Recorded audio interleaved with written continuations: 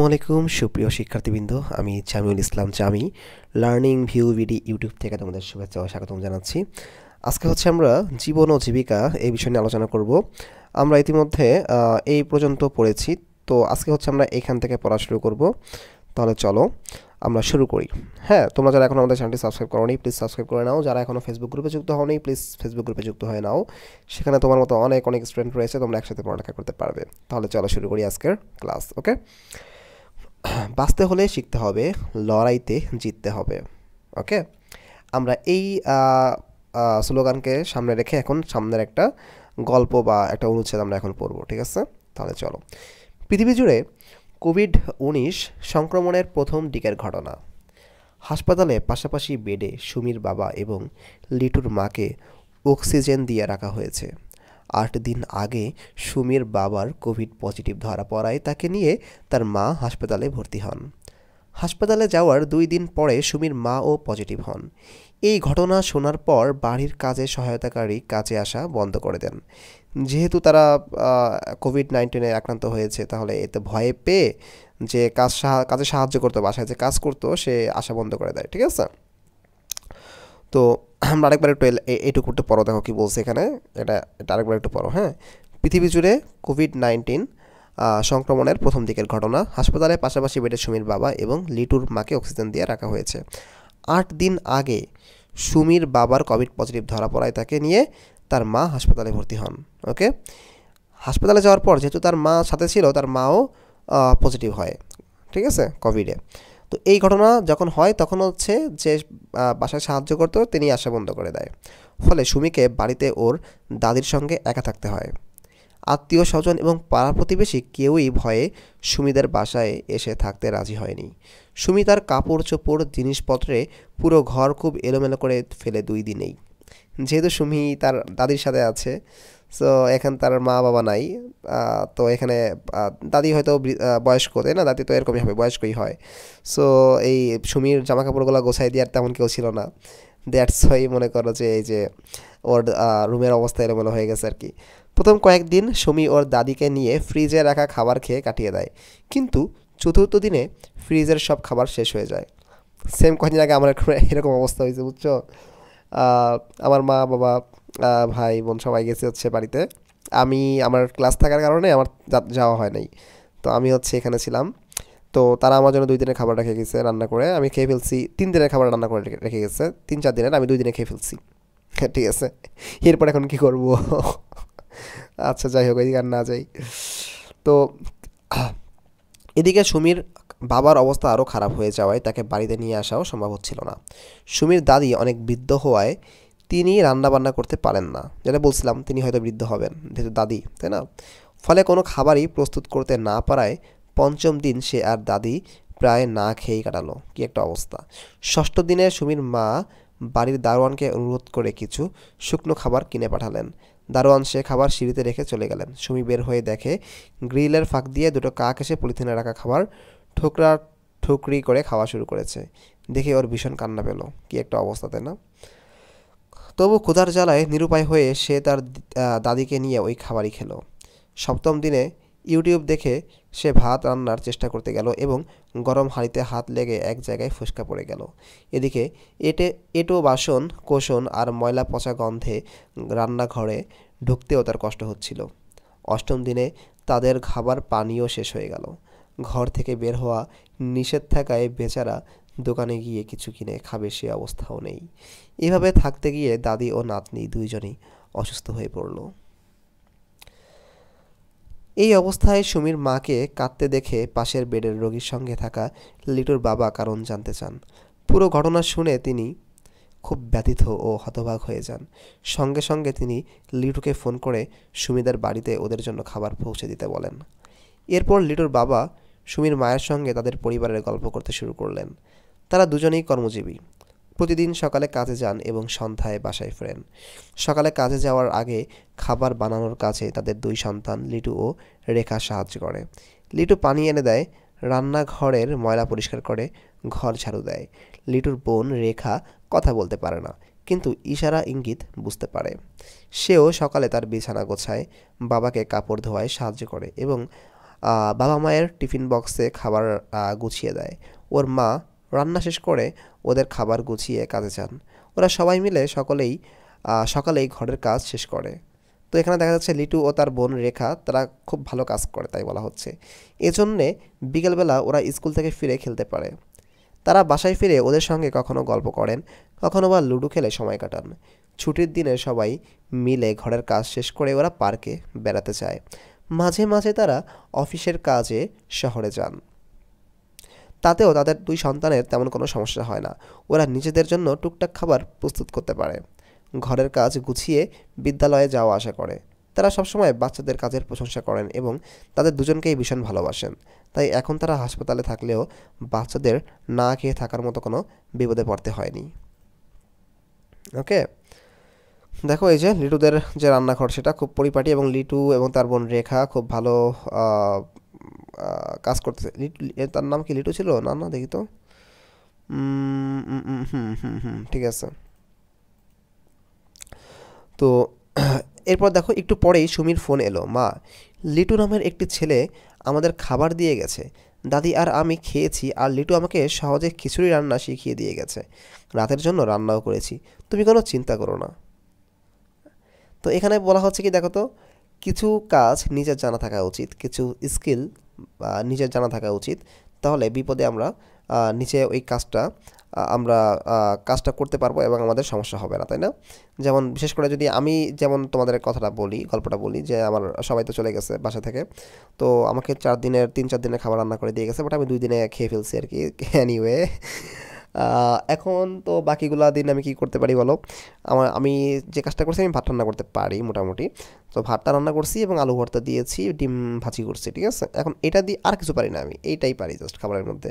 So এটাই করতে এখন কি সকাল দুপুর বিকালকে এটাই খাওয়া যাবে বলো? আর মাঝখানে একদিন কি করছি, রেস্টুরেন্ট থেকে খাবার কিনে নিয়ে আসছি, দ্যাটস ইট। তো সকালে খেলাম, দুপুরে তো রেস্টুরেন্ট থেকে খাইলাম। এখন রাত্রিবেলা কী খাবো? রাত্রিবেলা আবার গেছি রেস্টুরেন্টে, যেয়ে খাইছি। প্রতিদিন এরকম হচ্ছে, তো 2-3 দিন এরকম খাইলে এরকম কি খাওয়া সম্ভব? সম্ভব না। টাকাও যাবে, আর বাসার অবস্থা মনে করো প্রতিদিন আলু ভর্তার ডিম খেয়ে থাকতে হবে। আর রান্নাঘরের অবস্থা আর না বললাম, মানে কি বলবো, আর আমি নিজেই যেতে পারি না, এই অবস্থা ছিল আর কি, ঠিক আছে?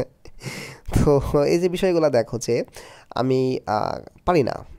তো এই জন্য আমার সমস্যা হয়েছে। বাট এরকম তো আরও সামনে এরকম হতে পারে, আমার একা থাকা লাগতেছে। সো তখন আমার তো এরকম সেম একই সমস্যা হবে, পেটের সমস্যা হতে পারে, তাই না? তো এই কাজগুলো যদি আমি পারতাম তাহলে কিন্তু আমার সমস্যা হতো না। বাট আনফর্চুনেটলি আমি পারি না।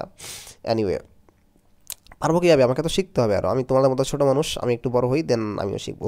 ঠিক আছে? তো তো আমাদের উচিত এগুলো পারা। আমরা এখন থেকে কী করব? একটু একটু করে শিখে নেব। এখন দেখো কি বলা হয়েছে। পরিবর্তনশীল এই পৃথিবীতে সবসময় আমরা একই রকম অবস্থার মধ্য দিয়ে অতিবাহিত করতে পারবো এমনটি নাও হতে পারে। সেক্ষেত্রে আমরা সুন্দরভাবে বেঁচে থাকার জন্য যদি সবসময় পরিবারের সদস্য অথবা সাহায্যকারীর উপর নির্ভর করি, তাহলে যে কোনো সময় যে কোনো ধরনের ঝুঁকিতে পড়তে পারি। যেমন হঠাৎ হয়তো মা বাবা কিংবা যার কাজের উপর আমরা নির্ভরশীল তিনি অসুস্থ হয়ে যেতে পারেন, মারা যেতে পারেন, অথবা অন্যত্র চলে যেতে পারেন। যদি আমরা নিজেরা নিজেদের এবং পারিবারিক কাজগুলো না শিখি, তাহলে আমাদের জীবন তখন দুর্বিষহ হয়ে উঠতে পারে। সেক্ষেত্রে নিজেকে টিকিয়ে রাখার জন্য প্রত্যেকেরই উচিত ছোটবেলা থেকে যার যার সামর্থ্য অনুযায়ী কাজ করার অভ্যাস তৈরি করা। কাজ করার এই অভ্যাস আমাদের সুস্থ ও সুন্দর থাকতে সহায়তা করবে এবং যে কোনো অপ্রত্যাশিত পরিস্থিতিতে সাহস ও শক্তি যোগাবে। আমাদের আত্মবিশ্বাস, দ্যাট মিন্স সেলফ কনফিডেন্স, বাড়িয়ে দিবে। ঝুঁকিপূর্ণ যে কোনো অবস্থা মোকাবেলায় এটি একটি বড় অস্ত্র। এ কারণে প্রত্যেকের জন্য সামর্থ্য অনুযায়ী নিজের কাজ নিজে করা বাধ্যতামূলক। এই বিষয়ে কোনো ছাড় দেওয়া বা অবহেলা করা একদম চলবে না। এর পাশাপাশি পরিবারের কাজেও আমাদের সবাইকে হাত লাগাতে হবে। নিজের কাজ এবং পরিবারের কাজের পরিকল্পনা করতে হবে। চলো একটু দেখি আমরা কি বলা হয়েছে এখানে। ছক 1.2-এ প্রথমে নিজের কাজের তালিকা তৈরি করো। এবার কোন কাজটি কখন করবে তার একটি পরিকল্পনা অন্য একটি কাগজে লিখে রাখো। যে কাজগুলো করেছো প্রতিদিন ঘুমাতে যাওয়ার আগে সেগুলোতে টিক চিহ্ন দাও এবং খুঁজে দেখো পরিকল্পনায় রাখা সবগুলো কাজ করেছো কিনা। যদি কোনো কাজ তুমি করতে না পারো, তাহলে কাজটি করতে না পারার কারণ আত্মপ্রতিফলন কলামে লেখো এবং তোমার অভিভাবক বা পরিবারের যে কোনো বড় সদস্যের কাছ থেকে প্রতি সপ্তাহে মতামত নিয়ে রাখো। 7 দিন শেষ হলে শিক্ষকের কাছে জমা দাও। খুব ভালো একটা কাজ কিন্তু এখানে বলা হয়েছে, মানে তুমি প্রতিদিনের কাজের একটা রুটিন তোমাকে দেওয়া হয়েছে। আমি তোমাদের বোঝা দিচ্ছি এটা প্রতিটা অর্থ কী কী বুঝা দিচ্ছি। হ্যাঁ, দেখো এটা খুব ইম্পর্ট্যান্ট। আত্মপ্রতিফলন সবচেয়ে বেশি ইম্পর্ট্যান্ট এখানে, এইটা খুব বেশি ইম্পর্ট্যান্ট। এটা মানে কি জানো? মানে আমি তোমাদের বলতেছি, আমি দেখো দাঁড়াও। দেখো, নিজ পরিকল্পিত কাজ কী কী এখানে লেখা হয়েছে দেখো তো। নিজের বিছানা গোছানো, সময় মতো পড়াশোনা করা, পড়ার টেবিল, বই খাতা, কলম গোছানো, নিজের প্লেট, মগ, চামচ ধোয়া এবং গোছানো, কাপড়, জুতা, মোজা ও জিনিসপত্র গোছানো, খাবারের সময় বিশেষ আদব কায়দা মেনে চলা, নিজের পরিচ্ছন্নতার বিষয়গুলো পালন করা। এখন তুমি এই যে রবি, সোম, মঙ্গল, বুধ, বৃহস্পতি, শুক্র, শনি তুমি টিক দিবা, তুমি কোনটা কোনটা করছো। ঠিক আছে, কোনটা কোনটা করছো আজকে রবিবারে তুমি এই কটা কোনটা কোনটা করছো। সাপোজ নিজের বিছানা গোছাইছো, এখানে টিক দিবা। সময় মতো পড়াশোনা করেছো, টিক দিবা। পড়ার টেবিল, বই খাতা গুছিয়েছো, টিক দিবা। নিজের প্লেট, মগ, চামচ ধোয়া গোছাও নেই, টিক দিবা না, কিছু মাইনাস চিহ্ন দিবা, একটা মাইনাস দিবা। ঠিক আছে, তাহলে মাইনাস দিবা, এখানে এরকম মাইনাস একটা হাইফেন দিবা। এটা কেন হাইফেন কথা বললাম, কারণ আমি নিজেও এরকম, তো এই জন্য হাইফেন দিলাম। ঠিক আছে, বাট আমি এখন থেকে তোমাদের সাথে আমিও ভালো হয়ে যাবো। ঠিক আছে, মানে আমিও এখন থেকে ট্রাই করবো এগুলো যেন আমরা ঠিকভাবে করি, আমিও করবো, কারণ এগুলো আসলে ইম্পর্টেন্ট। হ্যাঁ, তো কাপড়, জুতা, মোজা, জিনিসপত্র গোছানো, টিক দিবা যদি করো। খাবারের সময় বিশেষ আদব কায়দা মেনে চলা করা উচিত। ঠিক আছে, নিজের পরিচ্ছন্নতার বিষয়গুলো পালন করা অবশ্যই, এটা ঠিক, মানে এইগুলো যেখানে যা আছে লেখা আছে এখানে সবগুলোই খুবই ইম্পর্টেন্ট এবং অবশ্যই আমাদের জীবনে এটা প্রতিফলন করা দরকার, বাস্তবায়ন করা দরকার। ঠিক আছে, তো এইগুলো যদি আমি আমার জীবনে বা আমাদের জীবনে ম্যাটেরিয়ালাইজ বা বাস্তবায়ন করতে না পারি যদি আমরা এগুলো, তাহলে আসলে আমাদের খুবই এটা সমস্যা সৃষ্টি করবে এটা।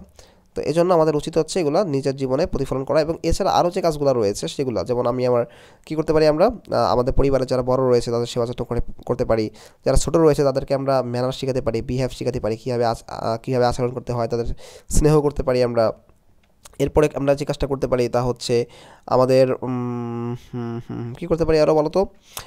আমরা প্রতিদিন একটা করে গল্প শোনাতে পারি, সবার পরিবার একসাথে সবাইকে বলবো যে একসাথে আসো আমরা গল্প করি, এরকম আর কি। ঠিক আছে, যে সবাইকে নিয়ে একসাথে থাকা আর কি, একটা বন্ডিং সৃষ্টি করা, এরকম অনেক কিছু আছে যেগুলো আমরা এখানে আরও লিখতে পারি। ঠিক আছে, তোমরা লিখবা, কোনো সমস্যা নেই। তো এখন আমরা তো টিক দিব, ঠিক আছে, বাট এটা কি আত্মপ্রতিফলন জিনিসটা কি সেটা খুবই ইম্পর্টেন্ট। দেখো, সাপোজ তুমি এই যে রবিবারে, হ্যাঁ, তুমি এইগুলো টিক দিলা, কিন্তু তোমার মনে করো এটা টিক দাও নাই, তারপর এটা টিক দাও নাই। এখন তুমি খুঁজবা যে আমি আজকে যে কাজগুলো করেছি এই কাজগুলো কি আমার জন্য ঠিক ছিল, আমার কি আরও ভালো কাজ করা উচিত ছিল না, আমি আজকে যেগুলোতে করতে পারিনি, যে কাজগুলো করতে পারিনি সেগুলো হয়তো আমার জন্য ক্ষতিকর। তাহলে আমার কি করতে হবে, আমি আজকে যে কাজগুলো করছি আমি যত করলাম, ঠিক আছে, কিন্তু আমাকে আরও কিছু ভালো কাজ করা দরকার ছিল। এবং আমার এই কাজগুলোকে আমি এই টাইমে এই সমস্যার কারণে করতে পারিনি, তাহলে আমি কাল থেকে কী করবো, এই সমস্যাটা যেন আমার না হয় এই জন্য আমি ট্রাই করব এবং প্রত্যেকটি ভালো কাজ করার ট্রাই করবো এবং প্রতিদিন আরও নতুন নতুন কিছু ভালো কাজ করার চেষ্টা করব। যদি আজকে আমি 5 ঘন্টা পড়ি, কালকে পড়ার চেষ্টা করবো 5 ঘন্টা 10 মিনিট, তারপরের দিন 5 ঘন্টা 20 মিনিট, কিন্তু এর কমে আসা যাবে না। তো এটা হচ্ছে প্রতিদিন তুমি সারাদিন কী করছো তার একটা এভারেজ, যে তুমি একটা কল্পনা করতেছো ঘুমানোর আগে বা রাত্রেবেলা তুমি যে সময়, হ্যাঁ, সারাদিন কাজ করার পরে, আর তুমি আজকে কাজ করবা না, এখন ঘুমাবা, এই সময় তুমি কি করতেছো, তুমি ভাবতেছো যে আমি সারাদিন কি করছি, তুমি তার একটা প্রিভিউ নিচ্ছ, নিজে জানতেছো, নিজে তুমি স্কোর দিবা যে আজকে আমি কী কাজ করছি, আমি কি ভালো কাজ করছি না খারাপ কাজ করছি। তো আজকে আমার আরও ভালো কাজ করা দরকার ছিল, কেন করতে পারিনি, তার কারণ খোঁজার পর তুমি ভাববা নিজে, তাহলে আজকে আমার দিনটা কি ভালো গেছিলো, হ্যাঁ, আমার দিনটা কতটুকু ভালো গেছে, আজকে 90% ভালো গেছে, তাহলে কালকে আমার আরও ভালো করা দরকার। তো এই যে নিজে যে তুমি স্কোর দিচ্ছ বা নিজে তুমি যাচাই করতেছো, এটাই আত্মপ্রতিফলন।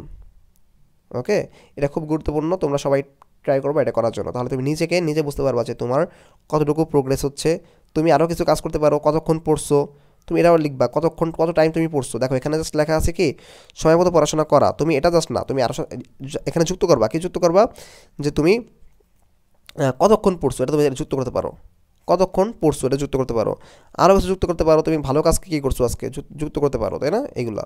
তো যুক্ত করে তুমি তোমার এই যে আত্মপ্রতিফলনটা প্রতিদিন তুমি চিন্তা করবা যে তুমি কী কাজ তুমি করছো আজকে, হ্যাঁ, এবং কী কাজ করা দরকার ছিল আরও, এগুলো একটু খেয়াল রাখবা, ঠিক আছে? তাহলে এটা খুবই ইম্পর্টেন্ট কিন্তু ছিল। দেন তোমার এই কাজগুলো দেখে তোমার যে গার্ডিয়ান বা অভিভাবক রয়েছে সে মতামত দিবে, এবং শিক্ষক দেখবে, শিক্ষক দেখে তোমাকে মন্তব্য করবে কিছু একটা, যে হ্যাঁ ঠিক আছে কি না, বা আরও কী কী প্রোগ্রেস করা দরকার সে এগুলো দেখবে, দেখার পর বলবে তোমার তো এগুলো তুমি আরও ভালো করতে পারতা, হ্যাঁ তোমার এগুলো আরও ঠিক করা দরকার। শিক্ষক এরকম তোমাকে কিছু মন্তব্য করবে, ভালো হয়েছে, আরও ভালো করতে হবে, এই কাজগুলো তোমাকে উন্নতি আরও ভালো করতে হবে, এই বিষয়গুলো, ঠিক আছে? তো এখন দেখো উপরের ছকটিতে প্রথম সপ্তাহের হিসাব শিক্ষককে দেখানোর পর বাড়িতে নিজেদের জন্য একটি রুটিন তৈরি করো। রুটিনে লেখা কাজ প্রতিদিন করছো কিনা তা নিজেরাই যাচাই করো। ও যে আত্মপ্রতিফলন, ঠিক আছে? ছক 1.3-এ পরিবারের কোন কাজগুলো তুমি নিয়মিত করতে চাও তার একটি তালিকা তৈরি করো। এবার অন্য একটি কাগজে কাজগুলো কিভাবে করবে তার একটি পরিকল্পনা তৈরি করো। প্রতিদিন ঘুমাতে যাওয়ার আগে যে কাজগুলো করেছো সেগুলোতে টিক চিহ্ন দাও এবং খুঁজে দেখো পরিকল্পনায় রাখা সবগুলো কাজ করেছো কিনা। যদি কোনো কাজ তুমি করতে না পারো সেম আগের মতোই, ঠিক আছে? তো আমরা এখন দেখি এই ছকটা কি বলছে। আচ্ছা, পরিবারের জন্য পরিকল্পিত কাজ, যেসব কাজ করবে তার তালিকা। পরিবারের জন্য তুমি কিছু কাজ করবা, পরিবারের সাপ্তাহিক কাজের পরিকল্পনা, পরিবারের জন্য পরিকল্পিত কিছু কাজ, তুমি কি কাজ করতে পারো পরিবারে, ঠিক আছে? দেখো পরিবারের কোন কাজগুলো তুমি নিয়মিত করতে চাও, তুমি করবা, পরিবার তো করবে, বাট তুমি পরিবারের কোন কাজগুলো করতে চাও। যেমন তুমি পরিবারের কী করতে চাও, সাপোজ তুমি পরিবারের জন্য প্রথমে হতে পারে যে তুমি রান্নায় প্রতিদিন রাত্রেবেলা তুমি তোমার মাকে সাহায্য করতে চাও, একটা বিষয় গেল, ঠিক আছে? তুমি রাত্রেবেলা কেন বললাম, কারণ তুমি সকালে তো স্কুলে থাকতে পারো, দুপুরে তো স্কুলে থেকে আসবা, তো পারবা না, তুমি রাত্রেবেলা তুমি কী করবা, তুমি আধা ঘন্টা বা 1 ঘন্টা তোমার আম্মাকে সাহায্য করবা। এর ফলে তোমার কী হবে, তোমার নিজেও তোমার রান্না করা শেখা হয়ে যাবে, তাই না? এরপর তুমি কী করতে পারো পরিবারের জন্য, যে পরিবারের বয়স্কদের সাহায্য করতে সেবা সেবা যত্ন করতে পারো। তোমার যে দাদা দাদি বা নানা নানি রয়েছে তাদের সেবা যত্ন করবা, ঠিক আছে? 3 নম্বরে কী করতে পারো, পরিবারের জন্য তুমি পরিবারের যে পরিবারের জন্য তুমি কী কাজ করতে পারো এরপর বলো তো। আমরা যে কাজটা করতে পারি, আমরা সময় করে আধা ঘন্টা বা 1 ঘন্টা পরিবারের যে ইয়াটা আছে, যে ময়লা আবর্জনা আছে এগুলো আমরা পরিষ্কার করব, ট্রাই করবো ঝাড়ু দেওয়ার, যে কোনো একটা কাজ আমরা বেছে নিতে পারি, ঠিক আছে? মানে তুমি এখানে পরিষ্কার পরিচ্ছন্ন রাখা এরকম দেখতে পারো। এখানে তুমি তোমার রুমটা পরিষ্কার রাখতে পারো, তোমার মায়ের তোমার বাবার রুমটা পরিষ্কার রাখতে পারো, তাই না? এই কাজগুলো করতে পারো। এবং লিখতে পারো যে পরিবারের জন্য আর কি কাজ তুমি করতে পারো বলো তো। এখানে যে 3টা তো আমরা বললাম, যে তোমার মাকে তুমি রান্নায় সাহায্য করবা, 2 নম্বরে লিখবা হচ্ছে তুমি তোমার বয়স্কদের সেবা যত্ন করবা, 3 নম্বরে তুমি ঘরগুলোকে পরিষ্কার রাখবা, ঘরগুলোকে পরিষ্কার রাখার কাজ। 4 নম্বরে বলতে পারো তুমি তোমার যে ছোট ভাই বোন আছে তাদের স্নেহ করবা, তাদের তুমি স্নেহ করবা, হ্যাঁ তাদের তাদের স্নেহ করবা। মনে করো বিষয়টা এরকম যে এটা কিন্তু পরিবারের অন্তর্ভুক্ত কীভাবে হয় তোমাদের বোঝাই।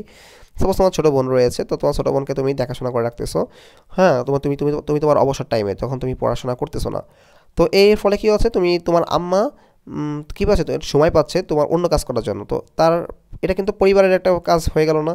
তোমার আম্মা এখন পরিবারের কাজ করতে পারতেছে, কেন পারতেছে, তুমি তোমার ছোটো বোনকে রাখতেছো, এটাও হতে পারে। মানে কি তুমি তুমি ছোটো যারা আছে স্নেহ তাদেরকে তুমি দেখাশোনা করতেছো, ওকে? তো এই 4টা তুমি করতে পারো, দেন তুমি টিক দিবা কোনটা কোনটা করছো কোনটা কোনটা করো নাই, ঠিক আছে? আরও তুমি যদি অন্য কিছু মনে হয় লিখবা, আমি তো ইনস্ট্যান্ট তোমাদের বলতেছি এই জন্য আমি এগুলো বললাম, তোমরা বুঝতে পারতেছো যে কী কী লিখতে হবে, এটা বুঝলেও এনাফ, ঠিক আছে? দেন তুমি এগুলো টিক দিবা, দেন আত্মপ্রতিফলন করবা, ঠিক আছে? যে আমি এগুলো তুমি প্রতিদিন করছো কিনা, আগের চোখে তো বললাম আত্মপ্রতিফলন কী। দেন অভিভাবকের মতামত, তোমার অভিভাবক দেখবে এটা যে তুমি যে কাজগুলো লিখছো এগুলো ভালো কিনা, দেন তুমি যে কাজগুলো করতেছো এগুলো ঠিক কিনা, দেন তারা একটা মন্তব্য দিবে, ওকে? এখন দেখো, সুখ যে কোনো ব্যক্তির জীবনে সবচেয়ে গুরুত্বপূর্ণ দিক। বাবা মা এবং পরিবারের সন্তুষ্টির সঙ্গে সন্তানের আনন্দ সম্পর্কিত। শিশু খুশি থাকলে পরিবারের লোকজন রোমাঞ্চিত হয়, শিশু আরও ভালো কিছু করলে পরিবার পরম তৃপ্তি লাভ করে। পরিবারের এই তৃপ্তি আমাদের মনোজগতে সুখবোধ তৈরি করে। তাই সবার ভালো থাকার জন্য নিজেদের কাজ নিজেরা করা এবং পরিবারের সঙ্গে কাজ ও আনন্দ ভাগাভাগি করার মানসিকতা ছোটবেলা থেকেই গড়ে তোলা প্রয়োজন। তা না হলে এক ধরনের স্বার্থপরতা, ব্যক্তিকেন্দ্রিক চিন্তা মনোজগৎকে আক্রান্ত করতে পারে। সুতরাং তোমরা নিশ্চয়ই বুঝতে পারছো ছোটবেলা থেকে নিজের কাজ নিজে করা এবং পরিবারের প্রত্যেক সদস্যের কাজে হাত লাগিয়ে তাদের সুখে দুঃখে পাশে দাঁড়ানোর চর্চা করা আমাদের সবার দায়িত্ব। এই দায়িত্ব যথাযথভাবে পালন করলে মানসিক তৃপ্তি পাওয়া যায় এবং আমাদের শারীরিক সক্ষমতাও বাড়ে, যা আমাদের সব ধরনের শারীরিক ও মানসিক সুখবোধের অন্যতম উৎস। তাই চলো প্রতিজ্ঞা করি, কাজে আমি দিই না ফাঁকি, সবার ভালো মাথায় রাখি, ঠিক আছে? তো আমরা কি নিচে আসবো নাকি কতক্ষণ হয়েছে একটু চেক করি আমি একটু, হ্যাঁ দেখি কতক্ষণ হয়েছে। 19 মিনিট অলরেডি ডান। সো আমার মনে হয় নিচে আর আজকে না যাই, আমরা নেক্সট দিন হচ্ছে এখান থেকে আলোচনা করব, ঠিক আছে? তো হোপফুলি তোমরা সবাই বুঝতে পারছো। প্লিজ ভিডিওগুলো শেয়ার করো। তোমরা প্রত্যেকটা ভিডিও পাবে ইনশাল্লাহ। তো তোমাদের রিকোয়েস্ট করবো ভিডিওগুলো শেয়ার করবা, তোমাদের ফ্রেন্ডগুলোকে আমাদের সাথে যুক্ত করো ইউটিউব চ্যানেল প্লাস আমাদের ফেসবুক গ্রুপে। আমরা তোমাদের জন্য অনেক ভালো কিছু আমি দেওয়ার চেষ্টা করবো তোমাদের জন্য। তো তোমাদের অগ্রগতি আমার অগ্রগতি, ঠিক আছে? তো সকলকে ধন্যবাদ। আসসালামু আলাইকুম।